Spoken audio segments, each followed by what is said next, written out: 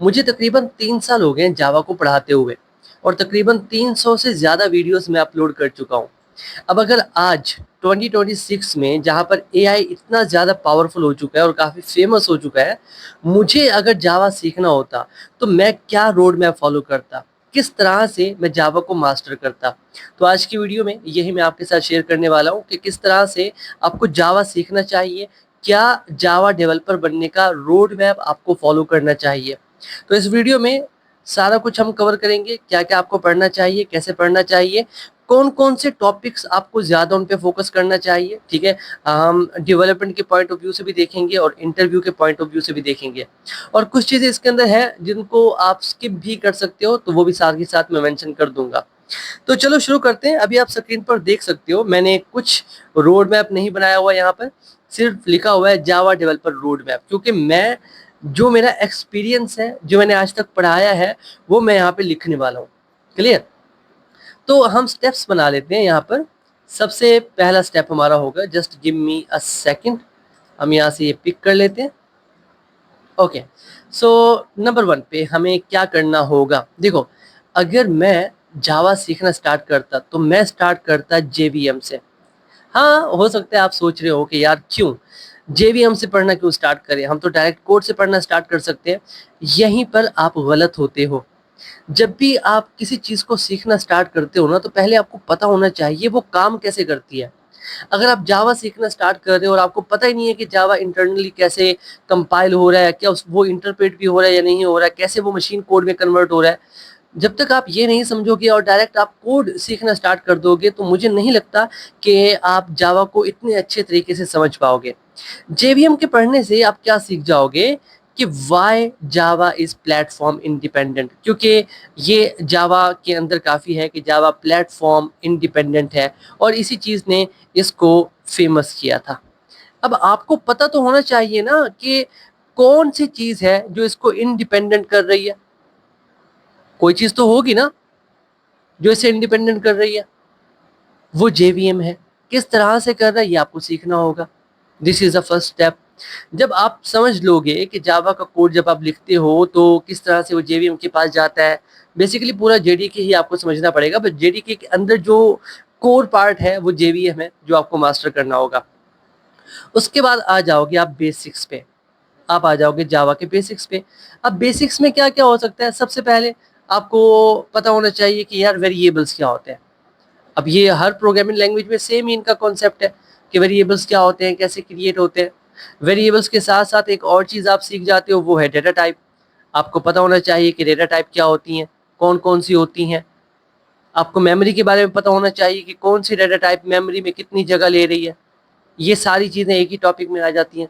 जब आप वेरिएबल सीखोगे, साथ में आपको डेटा टाइप भी सीखनी पड़ेगी, साथ में आपको ये भी पता होना चाहिए कि मेमोरी में चीज़ें कैसे स्टोर हो रही हैं, कितनी जगह ले रही हैं। ये वेरिएबल्स हो गए। उसके बाद आपको लूप्स के बारे में पता होना चाहिए। अब लूप्स क्या करते हैं? एक ही काम को बार-बार रिपीट करती हैं। एक ही काम को बार-बार रिपीट करती हैं। मतलब अगर आप किसी काम को 10 बार करना चाहते हो, आप चाहते हो कि यार ये जो फॉर एग्ज़ाम्पल मैं स्क्रीन पे शो करना चाहता हूँ अपना नाम लतीफ़, ठीक है? अब मैं चाहता हूँ कि मेरे पास ना कोई ऐसा कोड हो जो लतीफ़ को ना 100 बार प्रिंट कर दे स्क्रीन पे। तो अब मैं एक ही काम को बार-बार करना चाहता हूँ तो उसमें लूप्स आ जाती हैं। अब लूप्स डिफरेंट टाइप्स की होती हैं जिनको आप कवर करोगे। फॉर है, व्हाइल है, डू व्हाइल है, फॉर ईच है, ये आप देखोगे। उसके बाद आप आ जाते हो कंडीशंस पे। आपको पता होना चाहिए कंडीशंस के बारे में कि कंडीशंस क्या होती हैं। देखो, इसमें मैं आपको थोड़ा-थोड़ा एक्सप्लेन करता जाऊँगा, ज़्यादा मैं एक्सप्लेन कर नहीं पाऊँगा, वीडियो ज़्यादा लेंथी हो जाएगा। कंडीशंस में हम क्या करते हैं, हम चूज़ करते हैं। मान लो ये मेरा एक कोड लिखा हुआ है और साथ में ये मेरा एक कोड लिखा हुआ है, तो कंडीशंस में मैं चूज़ कर सकता हूँ कि दोनों में से कौन-सा कोड एग्ज़ीक्यूट होना चाहिए, कौन-सा कोड एग्ज़ीक्यूट नहीं होना चाहिए। तो यहाँ पर हम चूज़ कर सकते हैं। कंडीशंस आपको पता होनी चाहिए। उसके बाद आपको पता होना चाहिए दैट फंक्शंस क्या होते हैं, ये आपको पता होना चाहिए। फंक्शंस क्या होते हैं, कैसे काम करते हैं, कैसे फंक्शंस क्रिएट किए जाते हैं, फंक्शंस में रिटर्न टाइप क्या होती है, अगर कोई फंक्शन कुछ रिटर्न नहीं कर रहा तो क्या होगी रिटर्न टाइप, ये चीज़ें आपको सीखनी होंगी। अब हो सकता है आप कंफ्यूज हो जाएं एक और नाम सुन के। अगर आप बिगिनर्स हो तो हमारे पास एक और नाम होता है मेथड। फंक्शंस को आप मेथड्स भी कहते हो, तो कंफ्यूज बिल्कुल मत होना। फंक्शंस मेथड्स दोनों सेम है। ये पढ़ने के बाद आप क्या करते हो, आप एक कलेक्शन सीखते हो। बेसिकली वो कलेक्शन नहीं है, बट हम मल्टीपल डाटा स्टोर कर सकते हैं, जिसको हम कहते हैं एरे। आपको एरे सीखना होगा। एरे आपको बताएगा कि आप एक ही वेरिएबल के अंदर मल्टीपल डाटा को कैसे स्टोर कर सकते हो, बट वो सेम डाटा टाइप का होना चाहिए। एरे के साथ साथ एक और चीज़ जो कि एरे की तरह ही बिहेव करती है, वो है स्ट्रिंग। आपको स्ट्रिंग भी सीखना पड़ेगा, बिल्कुल भी मुश्किल नहीं है स्ट्रिंग भी। तो ये जो काम है यहाँ तक, ये सारे के सारे बेसिक्स में आते हैं। मैं इनको बेसिक्स में ही काउंट करता हूँ। ये आपको आने चाहिए। और इसके अंदर आप एक छोटा सा प्रोजेक्ट बना लोगे तो और भी अच्छा होगा। वैसे तो काफ़ी सारे प्रोजेक्ट्स बनाए जा सकते हैं with the help of these topics, but मैं आपको रेकमेंड करूंगा कि यार आप एक कैलकुलेटर से स्टार्ट कर लो, एक कैलकुलेटर बना लो, सिंपल। या फिर आप किसी एटीएम मशीन के लिए कोड लिख लो, सिंपल सा। उसके अंदर आप एरेज को यूज़ कर सकते हो। क्लियर? तो ये तो हो गया बेसिक्स। बेसिक्स कवर करने के बाद अब आप आगे आ जाओगे स्टेप नंबर 3 पे, जिसमें हम आ जाते हैं कोर जावा में, which is very important. Core Java. अब कोर जावा के अंदर आप क्या करोगे, स्टार्ट करोगे ऊप से, object oriented programming. Very very important, interview के पॉइंट ऑफ व्यू से बहुत इंपॉर्टेंट है। काफ़ी क्वेश्चंस इसमें से किए जाते हैं इंटरव्यू के अंदर। ओप के अंदर 4 इसके मेन पिलर्स होते हैं जो कि आपको सीखने होते हैं। इसके अंदर पॉलीमॉर्फिज्म भी होता है, इनकैप्सुलेशन भी होता है, इनहेरिटेंस भी होता है, एब्स्ट्रैक्शन भी होता है। अब ये क्या क्या चीज़ें हैं, क्या क्या काम है, बहुत सिंपल है। हमारे चैनल पे एक जावा फुल स्टैक की पूरी सीरीज़ अवेलेबल है। आप जाकर वहाँ से सीखना चाहो तो सीख सकते हो। पूरा कोर्स है, डेवलपमेंट तक सिखाया गया है उसके अंदर सारा कुछ। ऊप को करने के बाद आप आ जाओगे कलेक्शंस पे।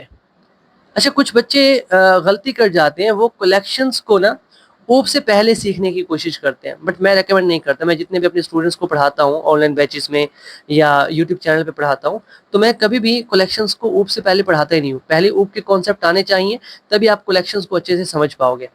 अब कलेक्शंस के अंदर क्या आ जाता है, आपके पास लिस्ट होती है, आपके पास सेट होता है, आपके पास हैश सेट होता है, आपके पास मैप होता है। डिफरेंट बने बनाए डेटा स्ट्रक्चर्स आपको मिल जाते हैं जिनके अंदर आप डाटा स्टोर कर सकते हो।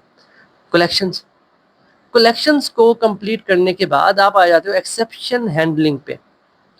एक्सेप्शन का नाम कुछ जो बिगिनर्स होते हैं ना, वो कंफ्यूज हो जाते हैं कि यार ये एक्सेप्शन हैंडलिंग है क्या। देखो, जब भी हम कोई कोड लिखते हैं ना, तो हमें डिफरेंट एरर्स देखने को मिलते हैं। कुछ एरर्स वो होते हैं जो डेवलपमेंट के अंदर हमें दिख जाते हैं, या हम कंपाइल करते हैं तो दिख जाते हैं। कुछ एरर्स ऐसे होते हैं जो रन टाइम में आते हैं। रन टाइम मतलब जब आपका सॉफ्टवेयर रन हो रहा होता है, कोई आपके सॉफ्टवेयर को यूज़ कर रहा होता है, उस वक्त कोई एरर आ जाए तो उसको हम एक्सेप्शन कहते हैं। अब एक्सेप्शन को कैसे हैंडल करने, बेसिकली इसके अंदर आप ट्राई एंड कैच का यूज़ करते हो। ट्राई कैच आपको ये आना चाहिए। उसके बाद थोड़ा आगे चलें तो मल्टी थ्रेडिंग, इससे लोग बचते हैं, कहते हैं कि यार ना करें, थोड़ा सा डिफिकल्ट है, बट इसको कर लोगे तो और भी अच्छा हो जाएगा आपके लिए। मल्टी थ्रेडिंग, अब मल्टी थ्रेडिंग के अंदर घुसना नहीं है, ना ना ना, बिल्कुल भी नहीं। बस इसके बेसिक कर लो यार, उतना काफ़ी है। मल्टी थ्रेडिंग के अंदर मत घुसना, टाइम वेस्ट कर लोगे अपना, सिर्फ बेसिक्स कर लो। कोर के अंदर एक और टॉपिक है जिसे स्किप करना चाहो तो कर सकते हो, मैं सिर्फ अपना सजेशन दे रहा हूँ, ठीक है। क्योंकि मैं डेवलपमेंट करता हूँ तो कभी कभी मुझे फाइल हैंडलिंग यूज़ करना पड़ता है तो करना पड़ता है, अदरवाइज मैंने नहीं देखा इसका ज़्यादा, इतना ज़्यादा यूज़ इसका नहीं देखा फाइल हैंडलिंग का। फाइल हैंडलिंग के अंदर बस आपको काफ़ी चीज़ें हैं जो पता चल जाती हैं, काफ़ी कुछ सीखने को मिल जाता है, तो वो अच्छा है। तो ये हो गया कोड। स्टेप नंबर 4 पे, जब आप जावा सीख चुके हो, आपको ऊप आता है, आपको कलेक्शंस आती हैं, तो एक बड़ा प्रोजेक्ट तो होना चाहिए, ऑब्वियसली होना चाहिए। वो बड़ा प्रोजेक्ट विदाउट डेटाबेस बड़ा प्रोजेक्ट नहीं होता। आपको डेटाबेस को ऐड करना पड़ेगा। मतलब आप जो कोड लिखो वो डेटाबेस के साथ कनेक्ट हो, वो डेटाबेस को डाटा सेंड भी कर सके, डाटा रिसीव भी कर सके। तो इसके लिए आपको पढ़ना पड़ता है JDBC, जावा डेटाबेस कनेक्टिविटी। अब जावा डेटाबेस कनेक्टिविटी के अंदर एक चीज़ है जो आपको एडिशनली थोड़ी बहुत सीखनी पड़ेगी, वो है SQL, स्ट्रक्चर्ड क्वेरी लैंग्वेज। क्योंकि जब हम डेटाबेस यूज़ करते हैं ना, रिलेशनल डेटाबेस, दो तरह के होते हैं, रिलेशनल भी होते हैं और नॉन रिलेशनल भी होते हैं। तो जब आप रिलेशनल डेटाबेसेस को यूज़ करते हो तो आपको SQL क्वेरी लिखनी पड़ती है। जब आप JDBC के थ्रू कर रहे हो तो आपको SQL लिखना आना चाहिए। थोड़ा बहुत, ज़्यादा नहीं। आगे जाके मैं आपको मज़े की बात बताता हूँ, जब हम एडवांस जावा पे जाएँगे ना, तब हम एसक्यूएल लिखे बगैर जावा के थ्रू ही डेटाबेस से कम्युनिकेट करेंगे, वो फिर बाद का काम है। जेडीबीसी सीखने के बाद जब आपको पता चल जाए कि अच्छा हाँ, जेडीबीसी क्या होता है, कैसे डेटाबेस के साथ कनेक्ट किया जाता है, फिर एक बहुत ही इम्पोर्टेंट टॉपिक है, बहुत ही इम्पोर्टेंट, जो कि है servlet. Very very important. Servlet के ऊपर मैंने एक पूरी सीरीज बना रखी है, आप चाहो तो जाकर देख सकते हो हमारे चैनल पे। सर्वलेट मैं आपको बता दूं कि अगर आप वेब की तरफ जाना चाहते हो ना, वेब की तरफ, वेब डेवलपमेंट की तरफ, आप जावा के थ्रू वेब डेवलपमेंट करना चाहते हो, तो सर्वलेट आपको आना ही चाहिए। Very very important. ठीक है।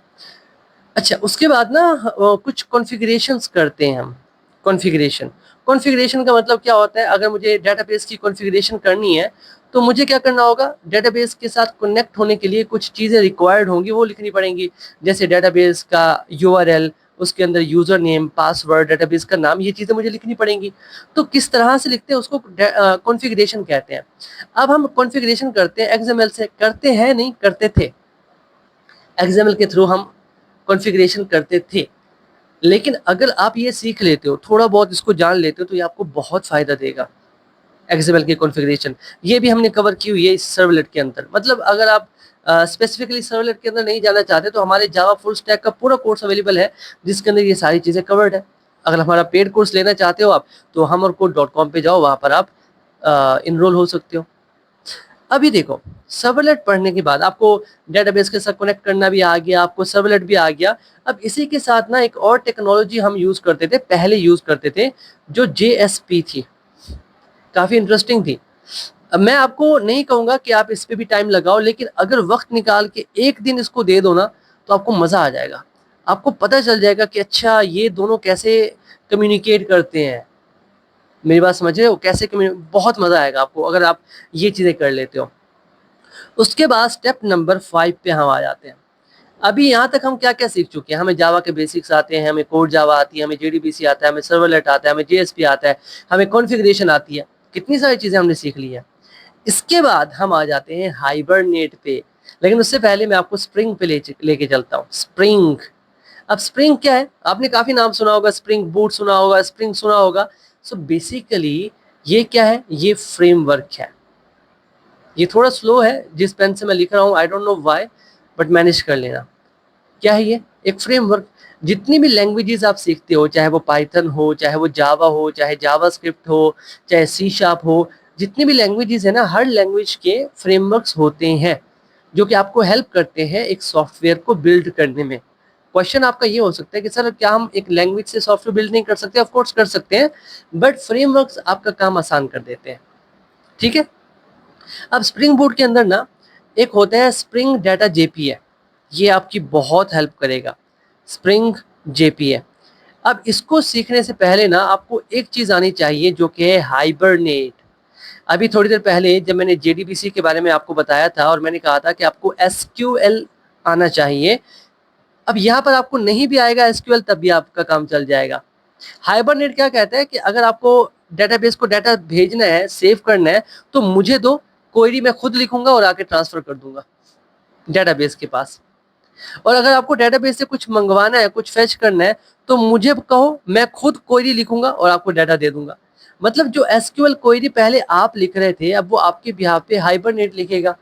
और जेपीए के अंदर, स्प्रिंग जेपीए के अंदर ये हाइबरनेट ही होता है, जो कि ये काम हैंडल करता है। आप क्या करते हो, जावा के अंदर आप मोस्टली काम करोगे ऑब्जेक्ट्स के साथ, तो आप ऑब्जेक्ट भेजोगे, ऑब्जेक्ट ही लोगे। अब कैसे वो पीछे क्वेरी लिख रहा है, वो उसका काम है, वो आपका सरदर्द है ही नहीं, सारा कुछ वो संभाल लेगा। अभी मैंने आपको थोड़ी देर पहले ना सर्वलेट के बारे में बताया। Servlet very very important. अब जब हम स्प्रिंग बूट यूज कर रहे होते हैं किसी भी एप्लीकेशन को डेवलप करने के लिए, स्प्रिंग बूट, तो हम डायरेक्ट सर्वलेट नहीं लिखते। स्प्रिंग बूट ऑटोमेटिकली सर्वलेट बना लेता है, बिहाइंड द सीन बना लेता है। अब अगर आप डायरेक्ट स्प्रिंग बूट पे आओगे और सर्वलेट को नहीं पढ़ोगे, तो आपको कैसे पता होगा कि Spring Boot behind the scene क्या काम कर रहा है, कैसे काम कर रहा है? लेकिन अगर आप सर्वलेट पढ़ के आओगे, तब आपको पता होगा कि अच्छा, Spring Boot behind the scene क्या क्या काम कर रहा है, कैसे सर्वलेट क्रिएट कर रहा है। ये चीज़ें इंपॉर्टेंट है। अब जब आप ये स्प्रिंग बूट के ये थोड़े से काम सीख लोगे, फिर आप प्रोजेक्ट बना सकते हो। और उसके बाद नंबर 6 पे आपके पास आ जाता है वेरी वेरी इंपॉर्टेंट पार्ट, जो कि है सिक्योरिटी। क्योंकि जावा जो है वो इसीलिए तो यूज किया जाता है, बिकॉज ऑफ सिक्योरिटी। जितनी भी आपको बैंकिंग एप्लीकेशन मिलेंगी मार्केट में, सबके अंदर स्प्रिंग बूट ही तो यूज हो रहा है, जावा यूज हो रहा है, क्योंकि ये सिक्योर है। अब इसके अंदर सिक्योरिटी के अंदर भी आपके पास स्प्रिंग है। स्प्रिंग के काफ़ी सारे मॉड्यूल्स हैं हर काम के लिए, तो आपके पास एक स्प्रिंग सिक्योरिटी भी है। अब स्प्रिंग सिक्योरिटी के अंदर भी सर्वलेट होते हैं बिहाइंड द सीन, बने बनाए। जब आप सर्वलेट पढ़ के आए होगे, आपको पता होगा कि यार ये कैसे काम कर रहा है। क्लियर? मेरी बात समझ में आ रही है आपको? ये बहुत इंपॉर्टेंट है, इसके अंदर लेयर्स होती है, आपको पता होना चाहिए कि कैसे काम कर रहा है। अब इसके अंदर ना जब आप सिक्योरिटी पे जाते हो तो एक दो टर्म्स हैं जो आपको आनी चाहिए। ऑथेंटिकेशन का आपको पता होना चाहिए, ऑथराइजेशन का आपको पता होना चाहिए। फिर आगे जाके आप JWT के बारे में पढ़ते हो, फिर आप सेशंस के बारे में पढ़ते हो। तो ये कुछ टॉपिक्स आ जाते हैं जो कि आप इसी के अंदर ही पढ़ोगे और इसी के अंदर आप मैनेज करोगे। तो ये तो हो गया सिक्योरिटी का पार्ट, ठीक है। अभी आगे अगर हम चलें तो जैसा कि मैंने थोड़ी देर पहले आपसे बात की कि मेरे भाई ये चल रहा है 2026 और ये दौर है एआई का। अब हमारे पास स्प्रिंग एआई भी है, स्प्रिंग एआई। अब स्प्रिंग एआई की हेल्प से आप एआई एप्लीकेशंस बना सकते हो। अच्छा, यहाँ पर ना मैं एक चीज़ क्लियर करता जाऊँ। जितने भी प्रोजेक्ट्स आप देखते हो मार्केट में, बड़ी बड़ी कंपनीज को छोड़कर, जैसे गूगल है या मेटा है, इनको छोड़कर जो छोटे छोटे स्टार्टअप है जो कहते हैं कि हमने एआई बना दिया, हमने ये एआई बना दिया, कोई एआई नहीं बनाता। एआई बनाने में मिलियंस ऑफ डॉलर्स बल्कि इससे भी ज़्यादा लगते हैं। वो सारे एपीआई यूज़ कर रहे होते हैं। इन द केस अगर आपको एपीआई का नहीं पता, थोड़ा बहुत ओवरव्यू दे देता हूँ मैं आपको। एपीआई टेक्निकली क्या होता है, मान लो ये एआई है जो किसी और ने बनाया है, ठीक है, और उसने ना एक एपीआई बना दिया, मतलब इससे कम्युनिकेट करने का एक रास्ता दे दिया आपको। उस एपीआई के थ्रू आपने यहाँ पर अपना एक ऐप बना दिया, ठीक है। आप यूजर से कहते हो कि मुझसे कोई क्वेश्चन करो, मैं आपको आंसर दूंगा, मैं एक एआई हूँ। टेक्निकली वो एक एआई नहीं है। आप कुछ भी लिखोगे, for example right Java code, तो वो क्या करेगा, इस एपीआई को कहेगा। ये एपीआई ओरिजिनल एआई से डाटा लेकर आएगा और उसके ऐप में शो कर देगा। तो स्प्रिंग एआई के अंदर आप यही सीखते हो कि एपीआईज को कैसे हैंडल करना है, एआई की जितनी भी एपीआईज हैं उनको कैसे हैंडल करना है। इसके अंदर जब आप एपीआईज पे काम कर रहे होते हो तो टोकन एक वर्ड है जो आपको बहुत सुनने को मिलेगा, और इसे बहुत एहतियात के साथ समझना पड़ता है, क्योंकि ये पैसों का फंडा होता है सारा। जितने भी आप एआई यूज करते हो ना, तो वो टोकन के थ्रू पैसे चार्ज करते हैं आपसे। तो स्प्रिंग एआई थोड़ा बहुत आपको सीखना पड़ेगा। फिर जब आप मजीद आगे आते हो थोड़ा और प्रोफेशनल लेवल पे, मतलब इतने तक आपको जॉब मिल जाएगा यार, जॉब मिल चुका है आपको, ऐसा समझ लो। अभी आप मास्टर लेवल पे जा रहे हो, वो फुल जो एक्सपीरियंस्ड बंदा होता है ना, वहां पे जा रहे हो। फिर आप माइक्रो सर्विसेज में आ सकते हो। अब माइक्रो सर्विसेज का भी हमारा कोर्स है, सर्विसेज। कहीं पर स्पेलिंग में मिस्टेक हो जाए ना तो अवॉइड करना, ठीक है। माइक्रो सर्विसेज का कोर्स भी अवेलेबल है। जैसे मैंने आपसे कहा था, Java full stack course available है हमारे पास। तो माइक्रो सर्विसेज, मैं अगर इसको समझाने बैठूंगा तो एक अलग से टॉपिक है, इसका अलग से रोड मैप मैं बना सकता हूँ। बट मैं आपको बता दूंगा कि बस ये माइक्रो सर्विसेज कुछ है, इसको जाकर सीखो। मेरे चैनल से सीखो, आपकी मर्जी। कहीं और से आपको अच्छा समझ में आता है, आप वहां से सीखो। माइक्रो सर्विसेज पे आके ना ऐसे ऐसे आपके कॉन्सेप्ट्स क्लियर होंगे। आप ऐसे ऐसे नए वर्ड्स, नए टर्म्स सुनोगे, आप कहोगे कि यार ये तो मैंने पहले सुना ही नहीं था। फिर आखिर में वैसे ये आखिर नहीं है, अब जितना आगे बढ़ते जाओगे बढ़ सकते हो, बट मैं कहूंगा कि ये आखिर है। थोड़ा सा ना आप सिस्टम डिजाइन कर लो। सिस्टम डिजाइन अगर इसमें ऐड हो गया, ये जो पूरा रोड मैप हमने देखा, इसके अंदर अगर आपने सिस्टम डिजाइन ऐड कर दिया तो बूम, जॉब पक्की है आपकी। और जॉब ना मिले, आप अपने प्रोडक्ट बना के, अपने सॉफ्टवेयर बना के उनसे भी पैसा कमा सकते हो। कैसे कमा सकते हो ये फिर कहोगे तो एक अलग वीडियो बना लेंगे इस पे। अब इसके आगे बहुत से जो हैं वो सजेस्ट करते हैं कि आप गिट सीखो, वैसे आना चाहिए। वो कहते हैं आप डॉकर सीखो, मैं कहूँगा आना चाहिए। वो कहते हैं आप जेनकिन सीखो, मैं कहता हूँ आना चाहिए। सी आई CI/CD में यूज होता है, पाइपलाइंस में यूज होता है जेंकिन। वो कहेंगे आप क्यूबरनेटीज सीखो, मैं कहूँगा ठीक है, अगर सीखना चाहते हो तो सीख लो। मेरी बात समझ में आ रही है? तो ये जो पार्ट है ना, ये एक अलग ही फील्ड आ जाती है और इसको हम कहते हैं डेवऑप्स। डेवऑप्स, अभी डेवऑप्स की सीरीज भी हमने स्टार्ट की हुई है। मैं क्या कहूँगा आपको, अगर आप जावा डेवलपर बन रहे हो, इनमें से आपको क्या आना चाहिए? आपको गिट आना चाहिए। इनमें से इनमें से फिलहाल के लिए बाकी चीज़ों को छोड़ दो, गिट आना चाहिए। और जब भी आप कोई प्रोजेक्ट डेवलप करोगे ना, तो आपको कुछ टूल्स चाहिए होंगे। उन्हीं टूल्स में से कुछ टूल्स हैं बिल्ड टूल, हम उनको कहते हैं बिल्ड टूल। दो तरह के हैं, एक मैविन होता है, आपको मैविन आना चाहिए, बहुत आसान है, कोई इसको रट्टा नहीं मारना होता, बस सिंपल सी फाइल होती है। या फिर आपको ग्रेडल आना चाहिए। दोनों में से किसी की हेल्प से भी आप प्रोजेक्ट बना सकते हो। मोस्ट ऑफ द केसेस में हम मेविन को ही यूज करते हैं, आप चाहे तो ग्रेडल को भी यूज कर सकते हो। तो ये बिल्ड टूल है, इसके बगैर आप प्रोजेक्ट नहीं बनाओगे। जितने भी आप जावा के प्रोजेक्ट देखोगे, स्प्रिंग बूट के प्रोजेक्ट देखोगे, या तो उनमें मेविन यूज हो रहा होगा या उनमें ग्रेडल यूज हो रहा होगा। ये एन हटा देना, ग्रेडल है ये। ठीक है, समझ में आया? तो ये एक रोड मैप है।